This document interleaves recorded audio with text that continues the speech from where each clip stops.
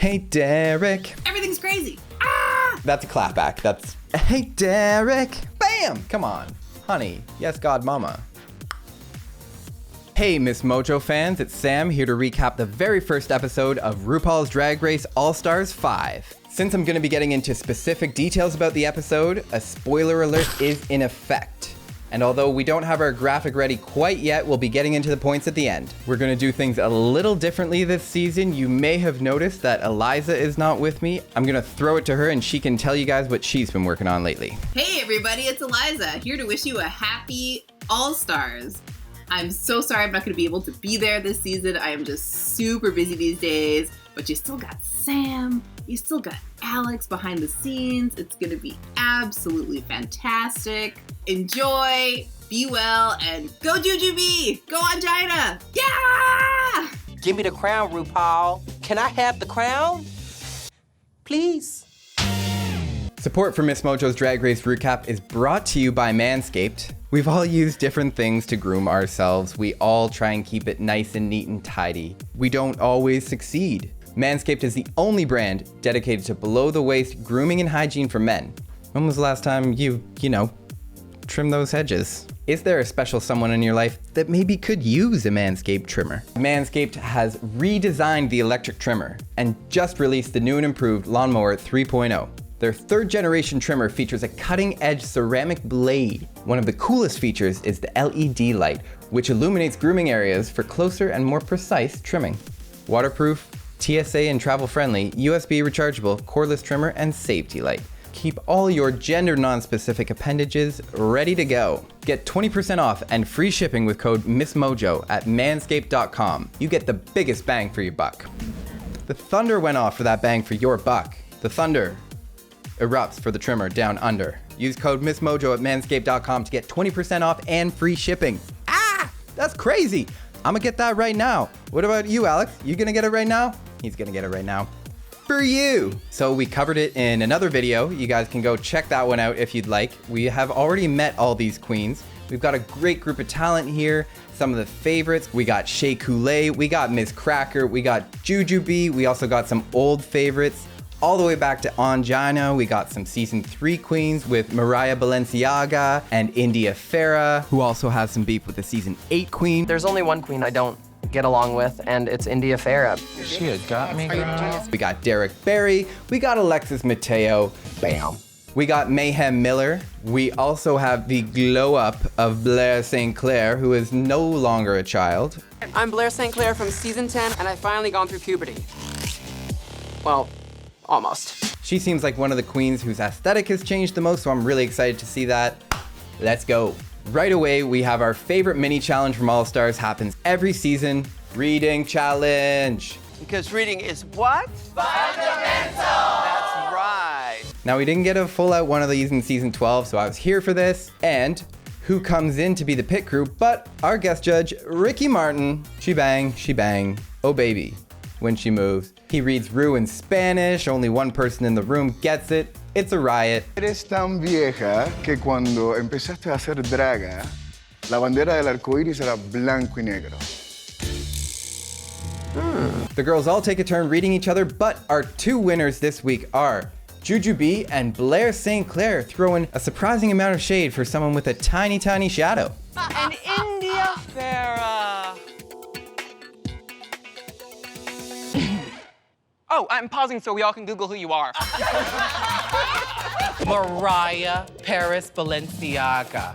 Great, you're here, so we have to change the name to RuPaul's Drag Race, Some Stars. And here's the gag. We are told that the rules are flipped on their head. The scripts have been flipped. The knives are out. The game has changed. We're still gonna have a bottom 2. We're still gonna have a lip sync for your legacy where the winner picks who they want eliminated. But instead of lip syncing against another queen in the competition, Ru's gonna bring in a lip sync assassin each week. And the lip sync assassin will lip sync for the chance to eliminate the queen that most of the cast wanted to vote out. So it's a little more confusing at first, but I love this change. I think it's really gonna add some dynamism into this. So I am excited to see what happens. Now that we're done with that mini challenge, we are into the Maxi challenge, which every All-Star season is the talent show.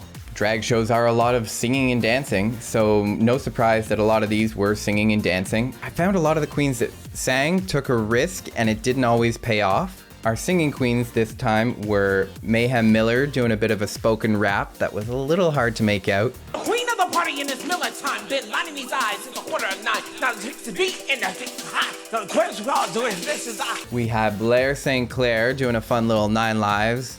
You don't get 9 lives, 9 lives, oh, 9 lives. Blair asked me to produce your tracks. I can play guitars. Look, I have pretty guitars.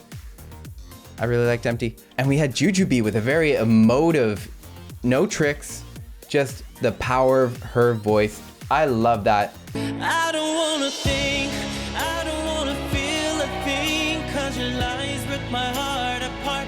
That is passion coming out her throat. Float like a butterfly, sting like a jujubee. Shea Coulee was there doing her sexy stripper pole dancing. We also had Mariah Balenciaga with one of my favorite of the night. A very political performance, only getting more relevant at this point. Stains on the walls of those with voice, power, and pride. Stains of those who refuse to be silenced or hide. We get to the tops and the bottoms of the week. In the top this week, we have Ms. Cracker, because we were like, how do you follow that? And Ms. Cracker's like, I'm a pickle. She came out with a really fun number that just said who she is. I'm a white girl, so I'm off beats to the cheer with the back of my feet. Shabbat Shablam. We're here for it. We also had Alexis Mateo in the top. Oh my God, she had so much energy. I love that performance.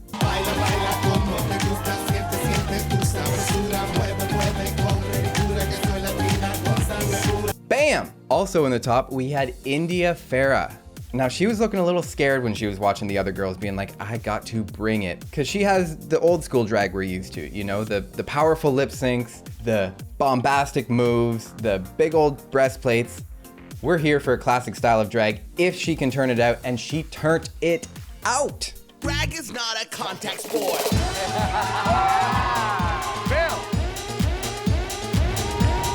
Drag is not a contact sport. Everyone else who tried to do that hair flip got a headache. I'm not even gonna attempt it. Then we get to our bottom 3. It kind of just goes top, bottom. So in the bottom, we have Mayhem. The judges were kind of criticizing how they couldn't hear what she was saying, but I love the aesthetic of it. Very Mayhem, you know, those very bright eyes. She got that look.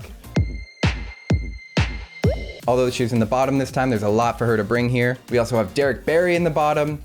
Her impressions didn't impress the judges, let's say. I also called Joan Rivers, and she said, I didn't say anything. I am dead, you fucking moron. Ah! And the third one to round out the bottom is Ongina, whose performance kind of whittled down. I think they talked a lot about how her nerves kind of pulled her down. We're gonna have to see if she can pull herself back up into the trajectory of this competition, because we love to see her here and we want to see her go far. So after they announce the tops and the bottoms, Ru picks 1 winner and 2 losers. And our winner this week is India Farah with her intense performance, proving that the old school can beat out the new school if it's done correct, and it's done correct. And of course, because Ru is shady, she has to make one of the bottom queens Derrick Barry. So it's Derrick and Mayhem in the bottom, after they spent the whole episode talking about Derrick and India's beef.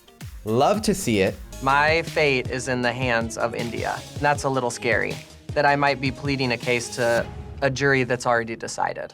They do the whole thing where they kiki talk about who should go. It's interesting now because there aren't 2 queens to make your case to. There's 1 winning queen that you make your case to, and then the other queen's in the other room pleading her case to the jury. Like our mother Ru called it, it is a Rumocracy. And so we get to this lip sync. It is India Farah against an unnamed competitor who is revealed to be Season 11's Evie Oddly. Oh my God, I loved her rainbow outfit. Happy Pride. She is bringing that swagger, bringing everything we love about Evie Oddly. It was freaking odd, man. The lip sync this week, because of our guest judge Ricky Martin, is Livin' La Vida Loca. And so India's there, turning it old school. Evie, definitely new school. We had a very clear divide there, but they were both bringing it.